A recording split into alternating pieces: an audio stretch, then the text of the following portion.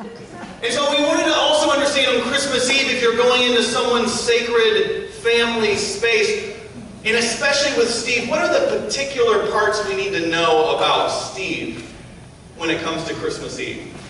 And Steve's part, among many parts, but his part that was described was that towards the end of dinner, Steve would stand up and slip away, and a few minutes later would come back into the room where we were gathered eating dinner and say that Jesus has come, that Jesus has arrived. And we would all stand up, and we've done this every year, we walk into the living room, and Jesus has come and is now present in the manger that had been empty before, and we all sing happy birthday to Jesus. And then we have a birthday cake. And the birthday cake is dessert for our Christmas Eve dinner. It's a great system. It was a wonderful tradition that we were able to enjoy until 1 year, 3 years ago, on Christmas Day, my eldest daughter Miriam, who is pictured here, who is much like Steve. She is a very particular young child and very detail-oriented. And honestly, knowing Steve has helped me to understand Miriam and to be a better dad to her. But Miriam is a very observant young child. She's the first person that I met that I told Beth she could be like Jane Goodall, just someone who observes the chimpanzees all day and just records everything down. You ask Miriam how her day at school went, she can tell you what behavior level every child in the room was on that day and what any infractions might have been. Miriam is very particular like Steve. And 3 years ago on Christmas Day, she said, "Mommy and Daddy, I think I know the truth about Christmas." Now, we're ready for the Santa Claus conversation at that point. And she said, "I think Steve is the one who puts baby Jesus in the manger."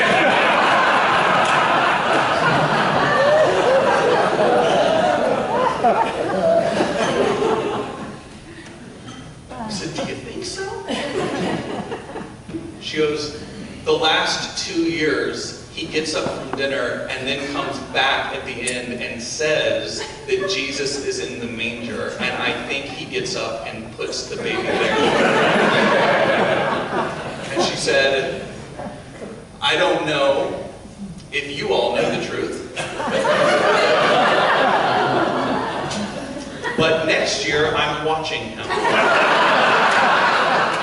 I spent the next 11 months praying that my particular child would forget how she thought baby Jesus appeared, to not upset the particular nature of Steve Hayner and the Hayner household and encroach on his duty and responsibility every Christmas Eve. But when Thanksgiving rolled around that year, it became very clear to us that Miriam had not forgotten at all, and was still talking about how this year she was going to keep her eyes on Steve and show us how it all really worked. So when December rolled around, we gave Steve and Cheryl a warning. We said, "You need to know Miriam is onto you. And you just need to figure out how you're going to handle Christmas Eve, because she's on the case." When we arrived, and we at our church, Kairos, have a 5 o'clock Christmas service. And then we would go from our Christmas service over to the Hayner house for dinner. Miriam went walking in, and she went straight up to Steve and stood there looking at him. If he left the room and walked into another room, she was trailing right behind him. The phrase, "you've got a mig on your tail," took a whole new meaning in the Hayner household on Christmas Eve that year. We had to convince her that baby Jesus wasn't in the toilet, and that indeed Steve could go in there by himself without her following. But as we sat down for dinner,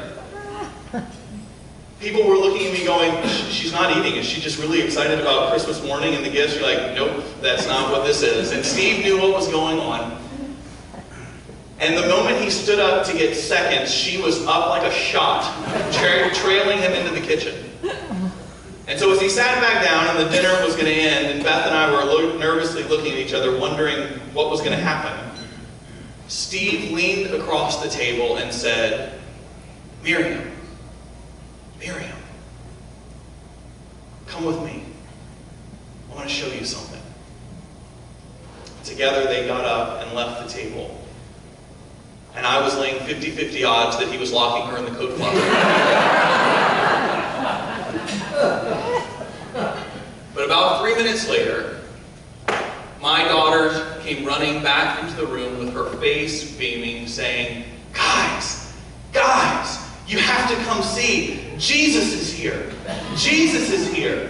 Jesus has come. Come on, get up. Let's go sing. And for the last 2 years since then, Steve and Miriam have always gotten up from the table and placed baby Jesus in the manger on Christmas Eve.